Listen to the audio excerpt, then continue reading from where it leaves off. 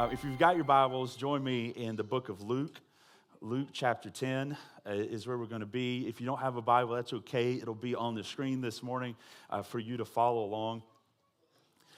But one of the things I think we all have noticed about the culture that we live in, the age that we're living in, is that we really live in a culture that is defined by next. N-E-X-T. Next. You think about how we live our lives. We listen to 30 minutes or 30 seconds of a song, and then we hit next, right? We skip ahead. We watch our shows on 1.5 speed. Anybody want to admit to that this morning? Okay, yes, get it done, get it out of the way.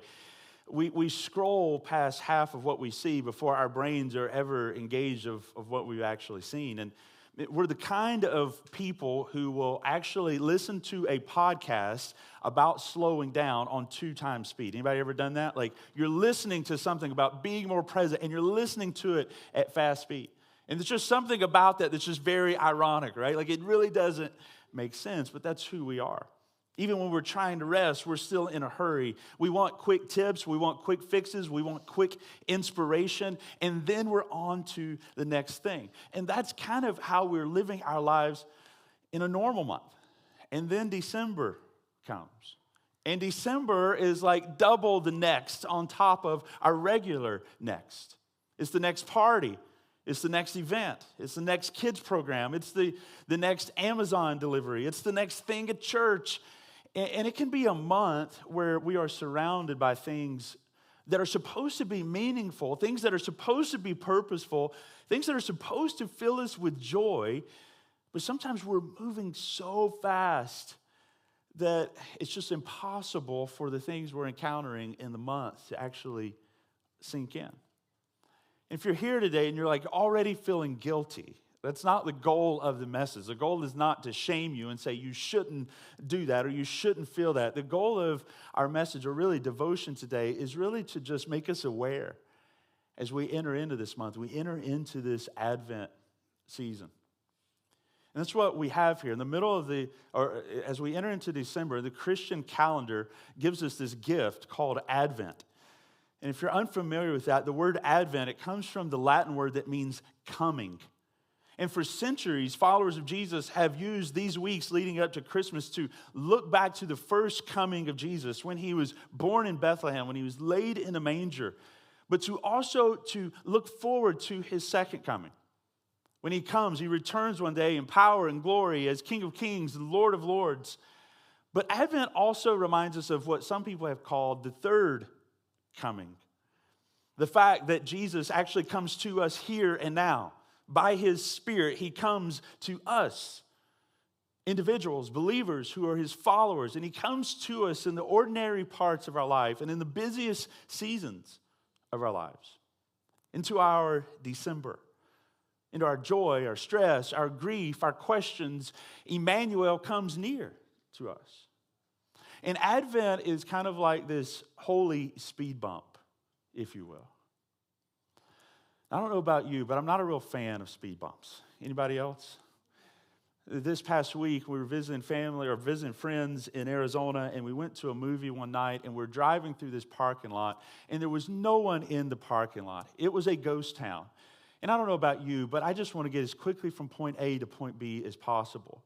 But there were these impediments in my way, and they're called speed bumps. And so I was forced to do this thing that I hate to do, right? Slow down. But that's the whole point behind speed bumps. They're provided so that they will slow us down and bring safety to our lives. And in a way, Advent is that for you and I. As we enter into this season, it's kind of God's speed bump to us when we're trying to blaze through the busyness of our schedule. And God's saying to us, I want you to take just a moment and slow down. I want you to take just a few minutes every day and slow down. It's almost like God's asking us, will you make room for Jesus? Will you pay attention to him? Will you slow down long enough to hear his voice?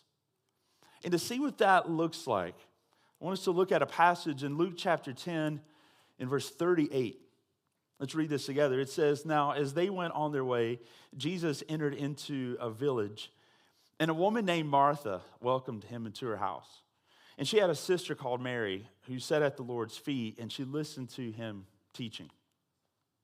But Martha was distracted with much serving.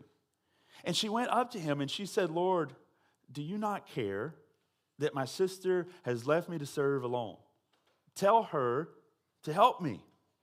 But the Lord answered her and he said, Martha, Martha, you are anxious and troubled about many things. But one thing is necessary, and Mary has chosen the good portion, which will not be taken away from her.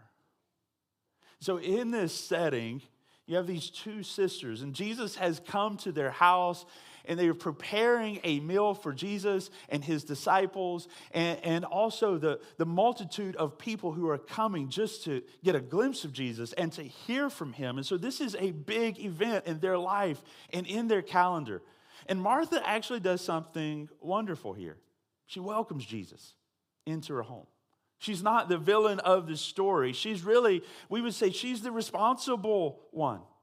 She's the person who's making sure there's a meal on the table, there's enough chairs for everyone, that everyone is comfortable. And if you and I heard Jesus was coming to our house today, we'd probably do exactly what Martha did, right? But Luke tells us that Martha was distracted with much serving. She was distracted. She's running in and out of the kitchen. She's checking on the bread. She's refilling everyone's cup. She's making sure everything's just right. And you probably can imagine this if we just came out of Thanksgiving, and if you were with friends or family and someone prepared this huge meal, you probably can see the person who's running around taking care of everyone, right? That's Martha. And then in the middle of all of that, she looks and she sees her sister, Mary. And Mary's not in the kitchen. She's not carrying anything. She's not stressed about anything. She's sitting at the feet of Jesus, listening to him teach. And eventually, Martha can't take it anymore. And so she marches up to Jesus in the middle of his teaching and says, Lord, don't you care that my sister has left me to serve alone? Tell her to get up and help me. And you can hear the frustration in her voice. Jesus, don't you see what I'm doing? I'm here, I'm busy, I'm working, I'm laboring, and everyone else is just sitting around listening. Will you at least tell my sister to come and help? And Jesus, in his kind way, he says, Martha, Martha, you are anxious and troubled about many things. If ever I think there was a verse for us in December, it might be that verse. You are anxious and troubled about many things. That's us in December, right?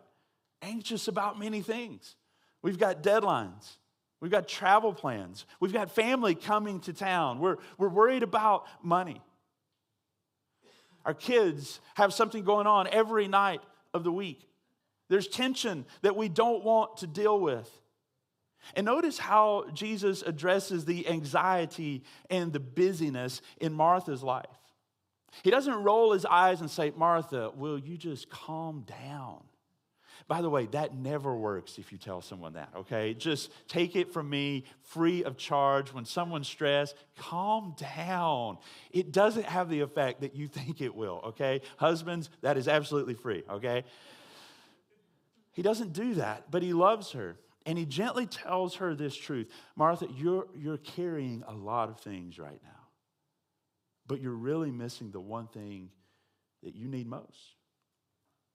And if you were standing in the room and you heard him say that, in that moment, I think what Luke wants us to do is shift our eyes from Martha and shift them to Mary, because he wants us to see the contrast.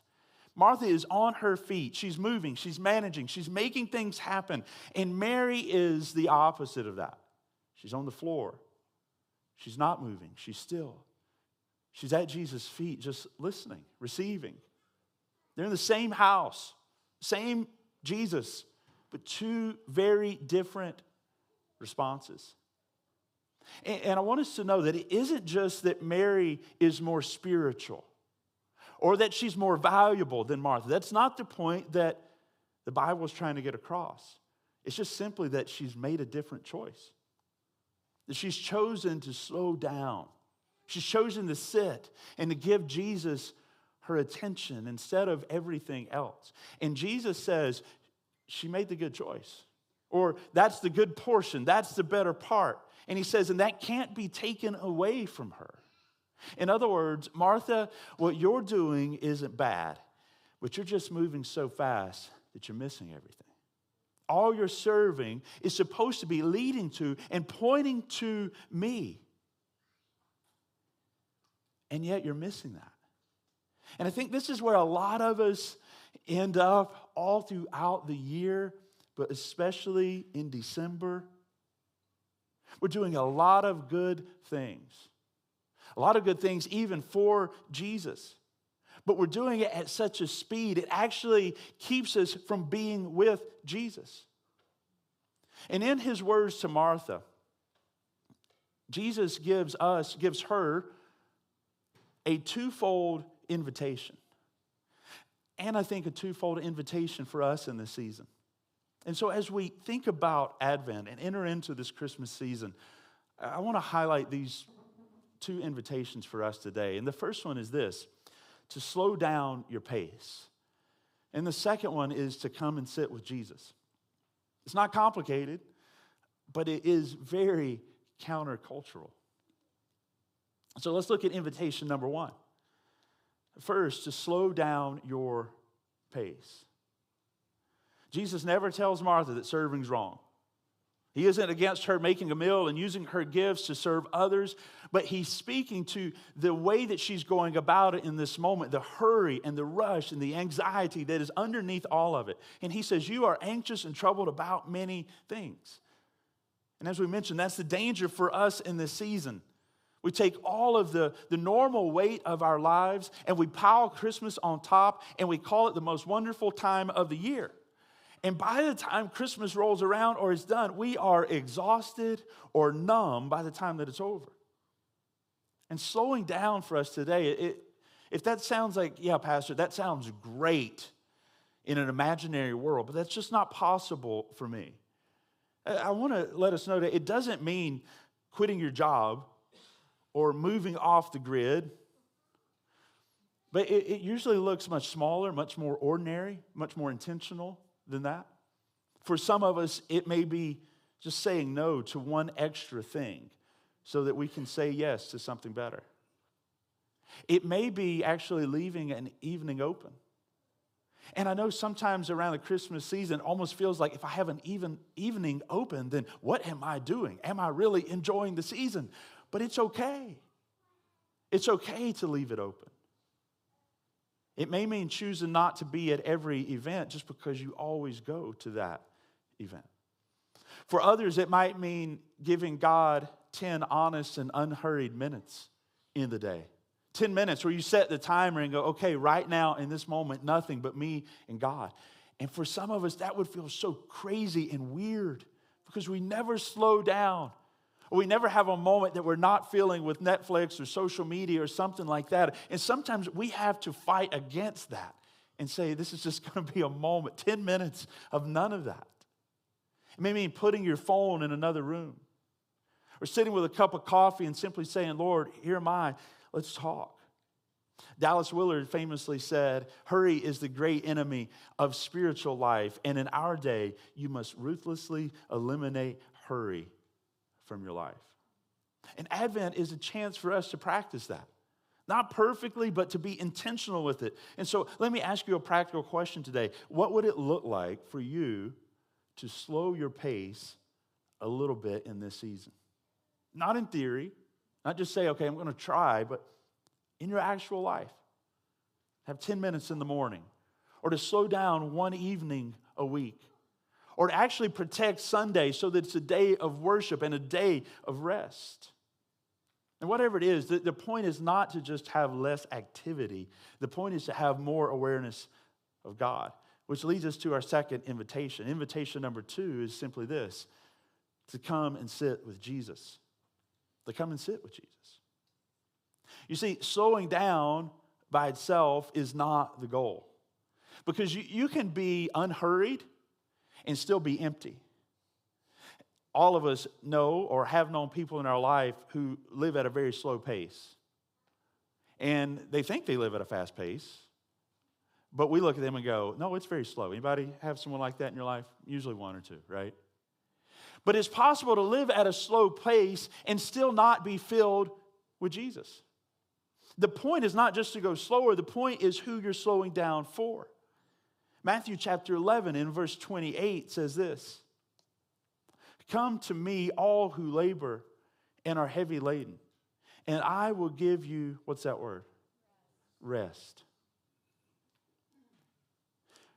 "Take my yoke upon you and learn from me, for I am gentle and lowly in heart, and you will find" what? Rest for your souls. "For my yoke is easy and my burden is light." If you're looking for a verse to carry with you into this December, I think this would be a good one. Come to me and I will give you rest. Jesus is speaking there to people who are worn out by life, by work, and also even worn out by religion, by expectations that they can't live up to. And when Jesus speaks to them, he doesn't hand them another list of things to do. He simply says, if you want rest, come to me. Not come to a system, not come to a doctrine or come to a performance, but Jesus says, come to me. And Mary, in Luke chapter 10, is really living out Matthew chapter 11. She's coming to Jesus. She's letting him be her teacher, letting him be her rest.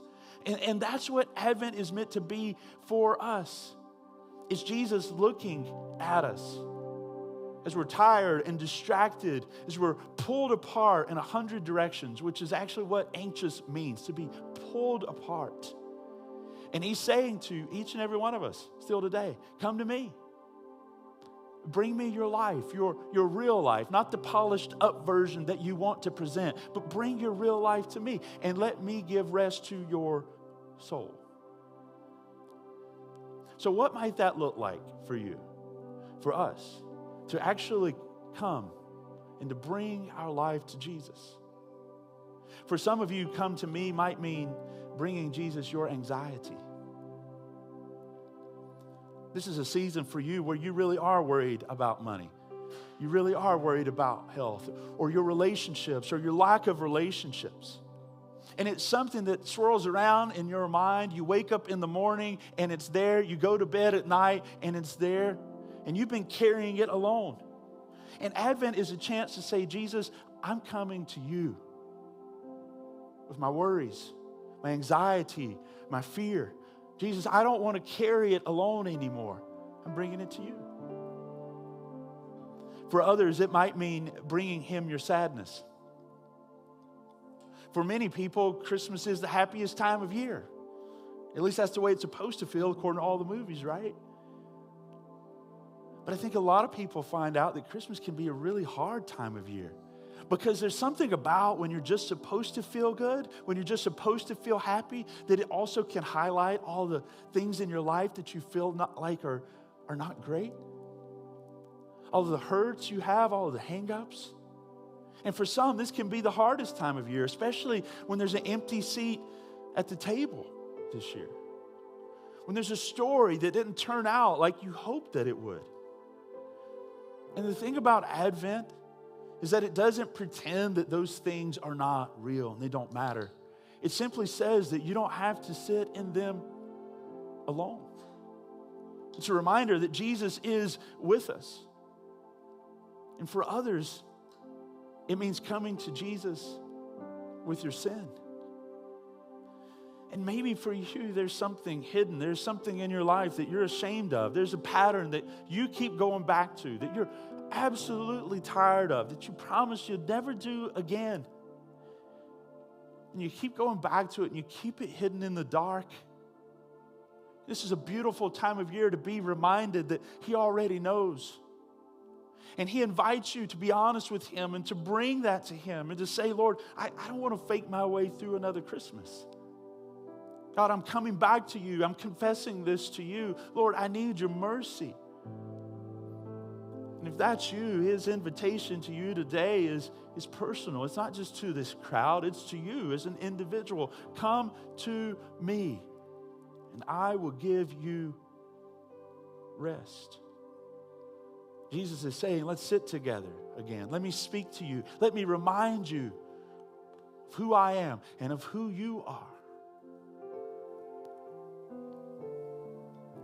And as we wrap up this Advent devotion today, I want to just give you a couple practical ways to live this out in this season. Simple practices for this Advent. The first one we mentioned earlier is a daily 10-minute pause. A time where you just pause. There's no radio that's on. There's no Netflix. There's no Spotify. No social media. There's nothing. Just a 10-minute time of silence. And if you haven't done that in a long time, it will feel like an eternity. I promise you. But it's also good for your soul. It's a moment to allow your soul to catch up to the pace of your life, to catch up to the pace of your body, and to just sit and be present with the Lord. The second thing is to turn a regular moment into worship. For some of you, you've been sitting here, you've been hearing all this, and like, oh man, I got to add all this Advent stuff to my list of things I'm already doing. And that's not the invitation. But it takes something that you may already be doing and turn it into an act of worship. You take that commute to work. To take that time and just intentionally spend that time in prayer, or to turn on worship music and just worship the Lord for a few moments just on your way to work. And I know a lot of you are in here and you're like, Pastor, I don't drive anywhere to work. I walk to an office, or I go to my bedroom and sit down with my computer, and that's my work. I don't know what to tell you. No, I'm just kidding. You got to get creative. I know for me, when COVID was happening and I worked from home for a while, I would literally do this, and maybe this is just my brain, but I would literally leave and drive to a coffee shop and get coffee and drive back home and start my day. And that's just how I needed to have that mental break that, hey, this is different than home, and this is different than work. And that became my time of spending time with the Lord.